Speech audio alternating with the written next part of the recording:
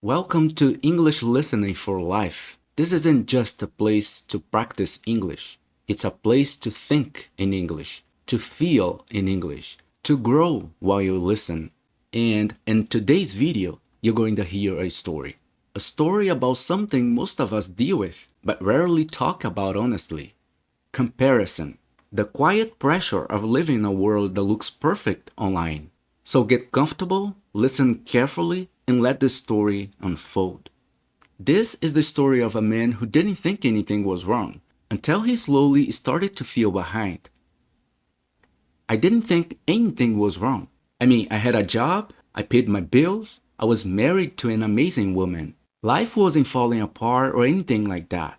But every morning started the same way. Before I even got out of bed, I grabbed my phone. Just 5 minutes, I'd tell myself. Just to wake up. So I'd open Instagram, then TikTok. And that's when it started. Post after post. Perfect bodies, perfect careers, perfect motivation at 5 a.m. People smiling after workout like they actually enjoy waking up before the sun. Guys my age buying apartments. Someone posting, if you're not obsessed with your goals, you don't want them enough. And the crazy part was, I hadn't even brushed my teeth yet. But somehow, I already felt behind. And after a while, I started noticing a pattern. Every time I opened my phone, it was the same thing. Perfection. That's when it hit me. We live in an edited world. You open your phone and it's all there. Perfect routines, perfect relationships, perfect energy every single day. People who always seem excited about life, excited about work, excited about studying, excited about eating dry chicken breast like it's the best meal they've ever had. And honestly, people love it. Thousands of likes. Comments like, so inspiring. Goals, living the dream. Meanwhile, I'm still in bed, staring at the ceiling, trying to convince myself to get up. And it's hard, really hard, not to feel bad when everything you see looks better than your own life. And the strangest part, nothing in my life was actually bad.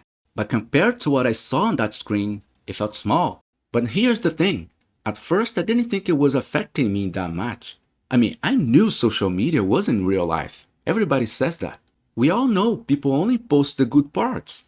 So I told myself I was fine, but if I'm being honest, something was happening. Because after scrolling for 20, 30, sometimes 40 minutes, I wouldn't feel inspired. I'd feel off. Not sad exactly, just smaller. And it didn't stop when I put my phone down. I'd walk to the bathroom, look at myself in the mirror, and without even noticing, the comparison had already started. My body didn't look like the guy who wakes up at 5 a.m. to train. My career didn't look like the one that's crushing it every single week. My bank account definitely didn't look like those just closed another deal posts. And I started asking myself questions I had never asked before. Why am I not that motivated? Why don't I wake up excited every day? Why does everything look easier for everyone else? And the more I thought about it, the worse it got. Because on my phone, everybody seemed perfectly energized all the time, perfectly disciplined, perfectly focused, perfectly happy, always building something, always improving, always winning. Meanwhile, I was just normal, and that's when it started to hurt. Because it's hard, really hard not to feel like you're falling behind when every single thing you see looks better than you. And I didn't even realize I was doing it. I was comparing my real life, unfiltered, unfinished, and perfect, to the highlight reel of people I barely even knew. And somehow, in that silent comparison, I always lost. And the worst part was, I couldn't even explain it. Nothing dramatic had happened, no big failure, no major problem, but something inside me felt slightly out of place, like I was constantly almost there, just not quiet. Almost disciplined, almost successful, almost driven, and that almost followed me through the day. I'd sit down to work, open my laptop, and just stare at the screen for a few seconds longer than usual. Not because I didn't know what to do, but because it suddenly felt heavier, slower, less exciting. And that's when I started noticing something else. After spending so much time scrolling through fast videos, loud motivation, quick wins, and perfect moments, real life felt quiet. Too quiet. The screen was bright, colorful, intense. My actual day? Email, deadlines, small tasks, repetitive work, and somehow it felt boring. Even the gym started to feel different. I used to go without thinking too much about it. But now, compared to the highlight reels of perfect workouts and transformation videos, my own training felt small, unimpressive, slow. In eating healthy, it didn't look like those perfect plated meals with perfect lighting. It was just food, normal, plain food. And that's when I realized something uncomfortable. In a world that stimulates you every second, fast, loud, easy, working quietly, studying patiently, building something slowly, going to the gym, eating healthy, all of that starts to feel underwhelming. And the problem wasn't that my life was bad. The problem was that my brain had gotten used to fireworks, and now steady progress felt like nothing. And when steady progress starts to feel like nothing, you begin to question more than your routine. You begin to question yourself. I didn't say that out loud, but it was there. This quiet pressure, like I should already be further, earning more, building more, becoming more. And the strange thing was, no one was actually demanding that from me. Not my wife, not my job, but I felt it anyway. And when you carry that feeling long enough, it changes how you show up. One night, she asked if I wanted to go for a walk, just around the block. Instead of thinking, yeah, that sounds nice, my mind went somewhere else. 15 minutes walking won't change anything. It won't make you richer, stronger, more successful. That thought bothered me because it wasn't about the walk. It was about how everything started to feel inefficient. Like if it wasn't productive, visible, impressive, it didn't matter. So I said, I'm tired. And I was. But not in my body, in my head. A few days later, she asked if I had called the internet company about a bill. I hadn't. Instead of saying, I forgot, I snapped. And as soon as I did, I knew the frustration wasn't about the bill. It was about me, about feeling behind, about feeling smaller than I thought I should be. And somehow, the edited word on my phone was now sitting on our dinner table. And once I saw that, I couldn't unsee it. It wasn't just about scrolling anymore. It wasn't just about feeling behind. It was about what I had started to believe. Somewhere along the way, I had accepted a lie. That everyone else was moving faster. That everyone else was more disciplined, more driven, more alive. And I was the only one struggling to keep up. But then one night, I caught myself doing something strange. I was lying in bed, phone in my hand again, watching another video about winning in your 30s. The guy on the screen was confident, sharp, certain. And for a second, I almost felt inspired. But then I paused it. And I asked myself something simple, but very important. Where is his bad day? Where is his doubt? Where is the moment he didn't feel motivated? Where is the morning he didn't feel like getting up? Because I had never seen it. And that's when it hit me in a different way. Nobody posts failure. Nobody posts the fight they had with their spouse. Nobody posts the quiet frustration. Nobody posts funerals. Nobody posts the days they feel lost. And yet, that's real life. Life isn't constant excitement. It's not constant motivation. It's not permanent energy. Real life is mostly effort, mostly repetition, mostly quiet work that no one claps for.